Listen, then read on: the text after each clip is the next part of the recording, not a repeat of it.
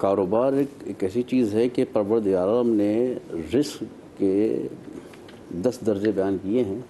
ان 10 درجوں میں سے 9 حصہ جو ہے رزق کا وہ کاروبار میں ہے. کاروبار اوکے. اور ایک حصہ جو ہے وہ ملازمت میں ہے. آپ پوری کائنات کو دیکھ لیجئے کہ کیا اسی ریشو سے لوگ کاروبار کر رہے ہیں اور اسی ریشو سے کیا ملازمت کر رہے ہیں. کیونکہ پروردگار چاہتا ہے کہ کاروبار کی رغبت اس لیے دلائی گئی کہ تاکہ وہ چاہتا یہ ہے کہ میرے بندے دینے والے بنے، مانگنے والے نہ بنے. ٹھیک ہے.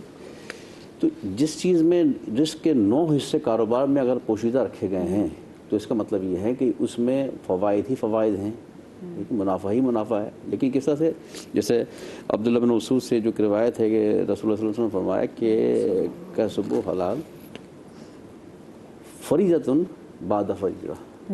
رزق حلال کمانا اہم فریضے کے بعد دوسرا اہم ترین فریضہ ہے. یعنی جو فرائض ہیں نماز، روزہ، حج، زکوٰۃ، یہ اول فریضہ ہے.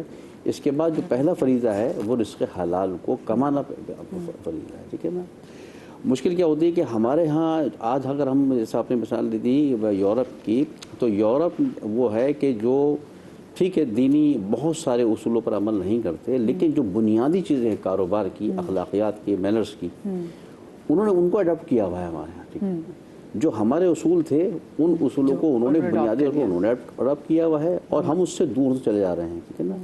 آپ یورپ میں کہیں بھی چلے جائیں کہ وہاں پہ شوکیز میں میٹ رکھا ہوا ہے نا، اور اس پہ جس پہ حلال لکھا ہوا ہے اور جس پہ ریڈ اور گرین کلر کا فرق ہوتا ہے، جہاں اگر حلال لکھا ہوا ہے تو آپ کو تحقیق کرنے کی ضرورت نہیں ہے، وہ حلال ہی ہوگا اس کے اندر. ٹھیک ہے نا.